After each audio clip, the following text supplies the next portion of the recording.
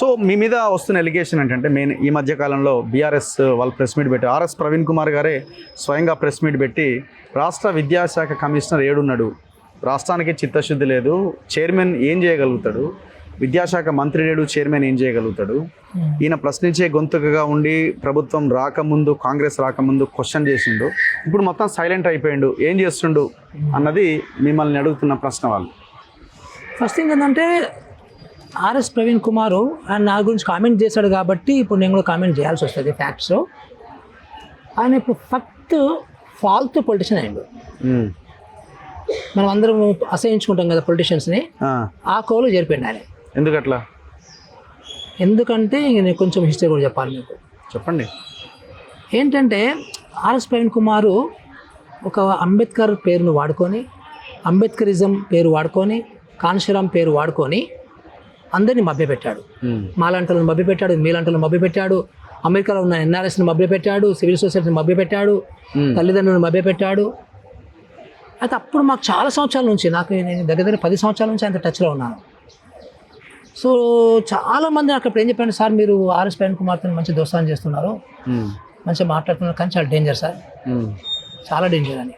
తర్వాత బయటకు వచ్చిన తర్వాత కూడా చాలామంది నాకు ఏం చెప్పారంటే ఇతను కేసీఆర్ కోవర్ట్ సార్ అని చెప్పారు. నాకే కాదు చాలామంది చెప్పారు, మీకు కూడా చెప్పుంటారు.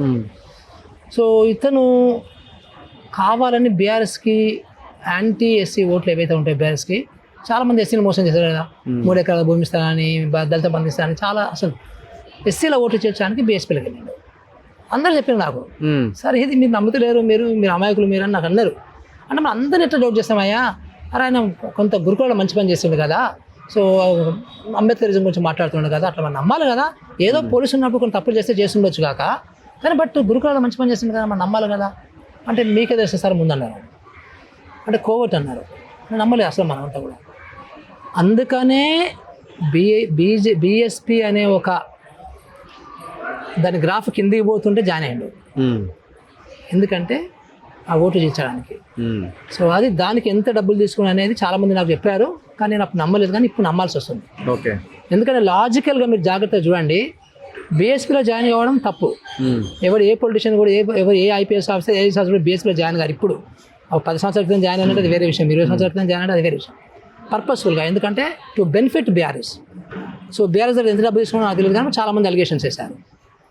సో అంటే ఇలాంటి బ్యాక్గ్రౌండ్, ఆ కోర్ట్ అనేది ఒక లాజికల్ ఎండ్లో బీఎస్పీలో జాయిన్ అయ్యి మళ్ళీ బీఎస్ నుంచి బయటకు వచ్చి మళ్ళీ పొత్తుని పెట్టుకొని మళ్ళీ పొత్తు కూడా క్యాన్సిల్ చేసుకొని మళ్ళీ డైరెక్ట్గా బీఆర్ఎస్లోకే దొరల గడిలోకలికే పోయి బాన్చందూర్ అని బానిస అయిపోయినటువంటి వ్యక్తిత్వము మనకి ఆర్ఎస్పీకి కనబడుతుంది, చాలా క్లియర్ కనబడుతుంది.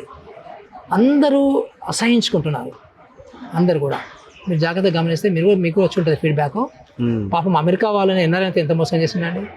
పోయి 4 రోజులు అందరిని నమ్మించి కోట్ల రూపాయలు తీసుకొచ్చుకొని మళ్ళీ అదే ఏదైతే దొరగడిని మనం బద్దలు కొడదాం అనుకున్నామో, ఏ దొరగడిని మనం అందరం కూడా అసహించుకున్నామో, వ్యతిరేకించామో, పోయి అన్న కూర్చున్నా అంటే ఇది ఏమి రాజకీయం అండి? ఇది ఆర్ఎస్ ప్రవీణ్ కుమార్ది కోవట్. నేను అంటాను ఇంకా హీఈస్ ఫర్ సేల్. ఆయన డబ్బులు తీసుకున్నాడని పచ్చి నిజమని ఇప్పుడు మాకు అర్థమవుతుంది చాలా క్లియర్గా. బీఆర్ఎస్ దగ్గర ఎన్ని కోట్లు తీసుకున్నాడో మరి కొంతమంది 100 కోట్లు అంటున్నారు.